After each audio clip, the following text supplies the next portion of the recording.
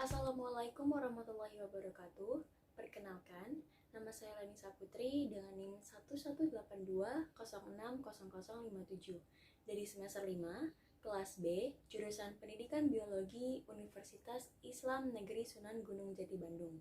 Pada video kali ini, saya akan menjelaskan materi biokimia mengenai struktur dan metabolisme protein. Protein memegang peranan penting dalam hampir semua proses biologi. Protein merupakan komponen penting atau komponen utama sel hewan ataupun manusia. Karena sel itu merupakan pembentuk tubuh kita, maka protein yang terdapat dalam makanan berfungsi sebagai zat utama dalam pembentukan dan pertumbuhan tubuh. Nah, setiap protein, khususnya polipeptida, merupakan suatu polimer yang merupakan urutan yang terbentuk dari berbagai asam L-alfa-amino. Berdasarkan jenis konformasinya, protein diklasifikasikan menjadi dua, yaitu protein fibros dan globular. Nah, yang pertama, pada protein fibros, protein jenis ini berupa paralel single aksis yang tidak larut dalam air, tetapi larut dalam larutan garam.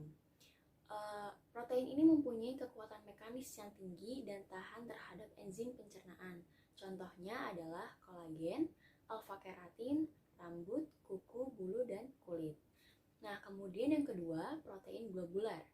Protein ini memiliki bentuk spiral atau globular dan larut dalam sintesis air, berdifusi cepat dan bersifat dinamis, mudah berubah di bawah pengaruh suhu, berkonsentrasi garam, serta mudah mengalami denaturasi.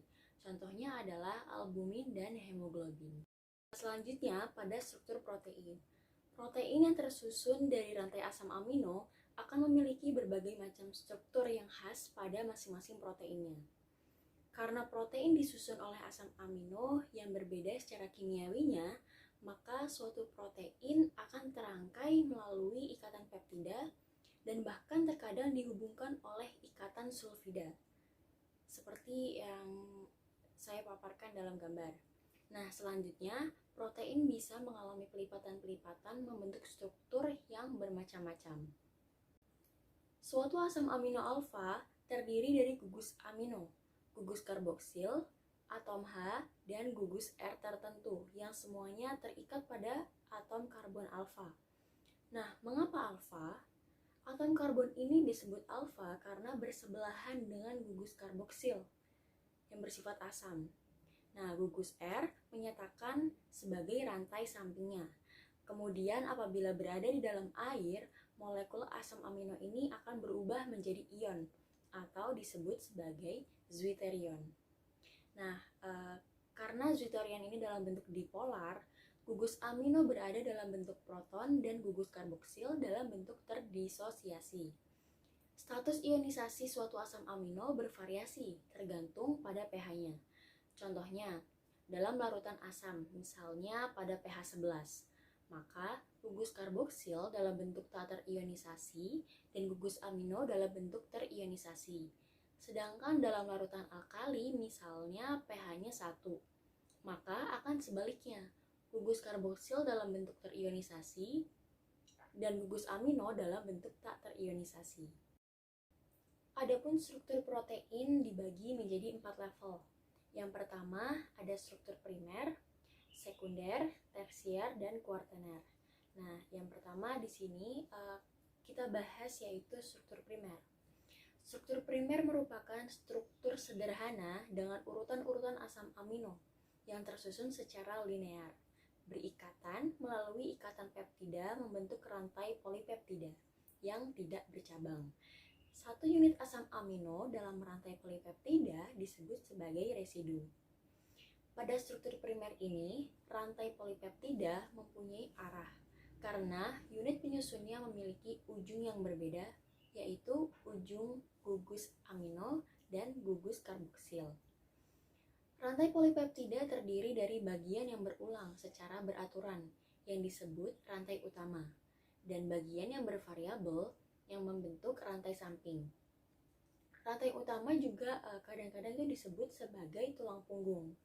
Nah, kebanyakan rantai polipeptida di alam mengandung antara 50 sampai 2000 residu asam amino. Selanjutnya, struktur yang kedua yaitu struktur sekunder. Struktur sekunder merupakan kombinasi antara struktur primer yang linear, distabilkan oleh ikatan hidrogen antara gugus CO dan NH di sepanjang tulang belakang polipeptida. Nah, struktur sekunder ini terdapat dua jenis, ada alpha helix dan beta sheet. Pada kedua struktur ini memiliki segmen-segmen dalam polipeptida yang terlilit atau terlipat secara berulang. Bentuk alpha helix terbentuk oleh ikatan hidrogen antara gugus NH dan gugus CO pada rantai utamanya. Gugus CO setiap asam amino membentuk ikatan hidrogen dengan gugus NH. Asam amino terletak pada 4 residu di depannya pada urutan linear. Berarti semua gugus CO dan gugus NH pada rantai utama membentuk ikatan hidrogen. Perbedaannya pada beta sheet distabilkan oleh ikatan hidrogen antara gugus NH dan CO pada rantai polipeptida berlainan. Sedangkan pada alpha helix, ikatan hidrogen terdapat antara gugus NH dan CO pada rantai yang sama. Kemudian yang ketiga, struktur tersier. Struktur tersier dari suatu protein adalah lapisan yang tumpang tindih di atas pola struktur sekunder, yang terdiri atas pemutarbalikan yang tidak beraturan dari ikatan antara rantai samping, yaitu gugus R, dari berbagai macam asam amino. Struktur ini distabilkan oleh 4 macam ikatan, yakni ikatan hidrogen, ikatan ionik, ikatan kovalen, dan ikatan hidrofobik. Struktur ini merupakan konformasi 3 dimensi yang mengacu pada hubungan spasial antar struktur sekunder. Dalam struktur ini juga, ikatan hidrofobik sangat penting bagi protein, karena asam amino yang memiliki sifat hidrofobik akan berikatan di bagian dalam protein globuler yang tidak berikatan dengan air. Sementara asam amino yang bersifat hidrofilik secara umum akan berada di sisi permukaan luar yang berikatan dengan air di sekelilingnya. Kemudian yang terakhir yaitu struktur kuartenar.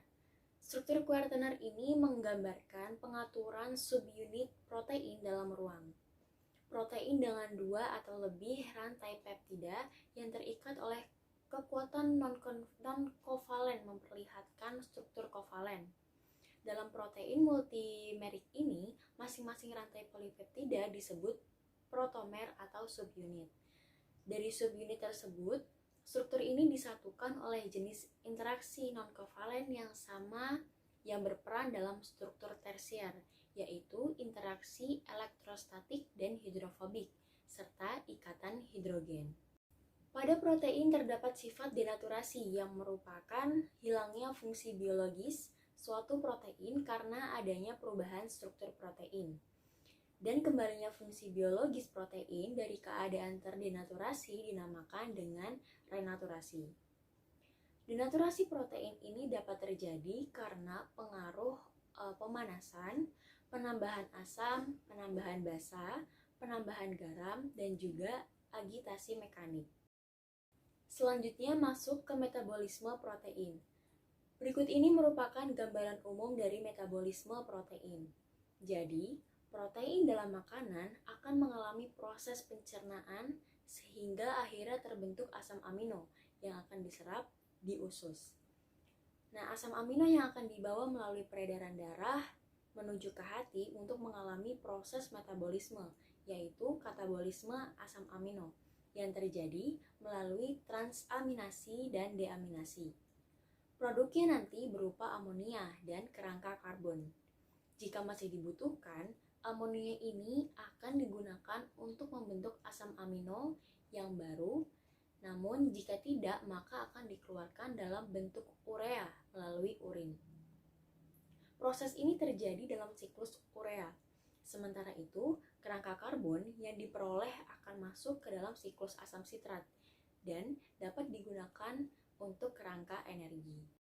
Pada tahap awal reaksi metabolisme asam amino melibatkan pelepasan gugus amino. Dua proses utama pelepasan gugus amino yaitu transaminasi dan deaminasi. Proses katabolisme asam amino merupakan proses yang melibatkan pemindahan gugus amino dari satu amino kepada asam amino yang lain. Nah, berikut ini merupakan reaksi dari proses transaminasi. Pada reaksi transaminasi ini, gugus amino yang dilepaskan diterima oleh suatu asam alfa keto, sehingga terbentuk asam amino baru yaitu alanin, asam glutamat, dan asam keto lain. Alanin transaminase merupakan enzim yang mempunyai kekhasan terhadap asam pirufat alanin sebagai satu pasang substrat. Nah, tetapi tidak terhadap asam-asam amino yang lain. Dengan demikian, alanin transaminase dapat mengubah berbagai jenis asam amino menjadi alanin selama tersedia asam pirufat. Nah, kemudian glutamat transaminase merupakan enzim yang mempunyai kekhasan terhadap glutamat ketoglutarat sebagai satu pasang substrat. Karena itu, enzim ini dapat mengubah asam-asam amino menjadi asam glutamat apabila alanin transaminase terdapat dalam jumlah banyak. Maka, alanin yang dihasilkan dari reaksi transaminasi akan diubah menjadi asam glutamat. Reaksi transaminasi bersifat reversible. Pada reaksi ini tidak ada gugus amino yang hilang karena gugus amino yang dilepaskan oleh asam amino diterima oleh asam keto. Nah, kemudian reaksi transaminasi ini terjadi dalam mitokondria maupun cairan sitoplasma. Kemudian proses deaminasi. Pada reaksi deaminasi ini, gugus amino dilepaskan dalam bentuk amonia yang kemudian dikeluarkan dari dalam tubuh dalam bentuk urea dalam urin. Kadar amonia yang tinggi merupakan racun bagi tubuh manusia. Nah, asam amino dengan reaksi transaminasi dapat diubah menjadi asam glutamat. Dalam beberapa sel, misalnya bakteri, asam glutamat dapat mengalami proses deaminasi oksidatif yang menggunakan glutamat dehidrogenase sebagai katalisnya. Pada gambar, merupakan reaksi dari deaminasi. Dalam proses tersebut, asam glutamat melepaskan gugus amino dalam bentuk NH4+. Selanjutnya pembentukan asetil koenzim A. Asetil koenzim A merupakan senyawa penghubung antara metabolisme asam amino dengan siklus asam sitrat. Nah, pada asetil CoA ini ada dua jalur metabolik yang menuju kepada pembentukan asetil koenzim A, yaitu asam pirufat dan melalui asam asetoasetat. Berikut ini merupakan gambaran pembentukan asetil CoA melalui asam asetoasetat. Bisa dilihat pada kanan bawah gambar. Jadi, tirosin, leusin, lisin, triptofan, dan fenilalanin akan menuju ke pembentukan asetil CoA. Nah, tetapi melalui asetoasetil CoA terlebih dahulu, baru kemudian masuk ke siklus asam sitrat. Kemudian yang kedua, pembentukan asetil CoA melalui asam pirufat. Asam-asam amino yang menjadi jalur metabolik melalui asam pirufat ada alanin, sistein, glisin, serin, dan treonin. Nah, pada alanin ini menghasilkan asam pirufat dengan langsung pada reaksi transaminasi dengan asam alfa ketoglutarat. Kemudian, serin mengalami reaksi dehidrasi dan deaminasi oleh enzim serin alfa dehidratase. Nah, pada treonin diubah menjadi glisin dan asetaldehid oleh enzim treonin aldolase. Kemudian glisin diubah menjadi asetil koenzim A melalui pembentukan serin dengan jalan penambahan satu atom karbon seperti metil, hidroksimetil, dan formil. Koenzim yang bekerja di sini ialah tetrahidrofosfat. Nah, yang kemudian tahapan tersebut akan masuk ke tahap siklus asam sitrat. Selanjutnya kita masuk ke siklus urea.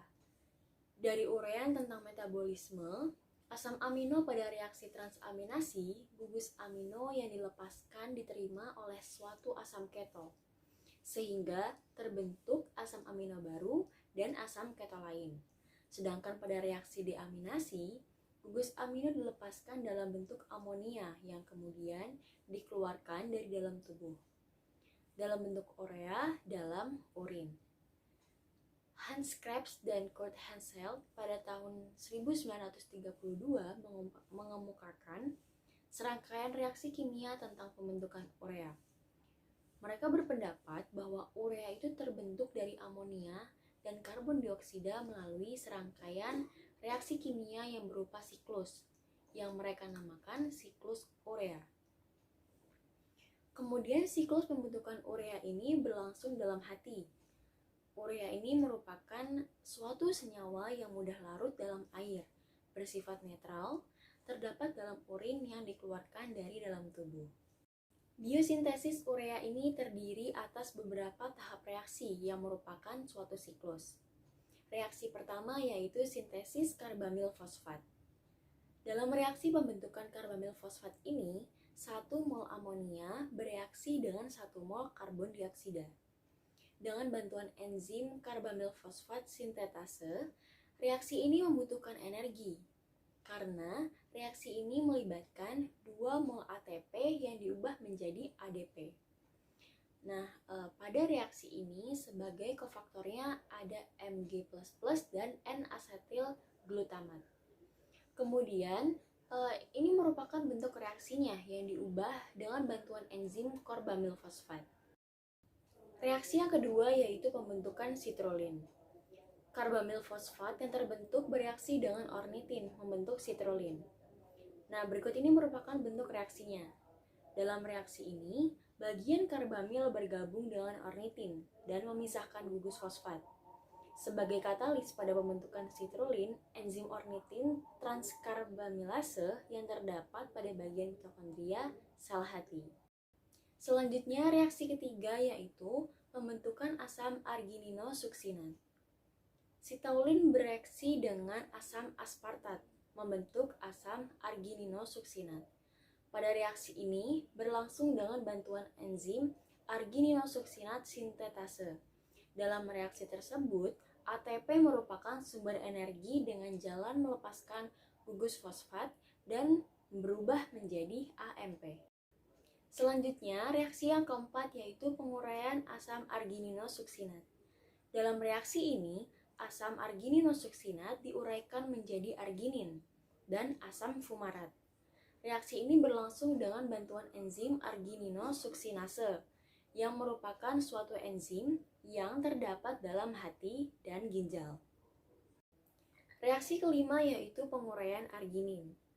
Reaksi terakhir ini melengkapi tahap reaksi pada siklus urea.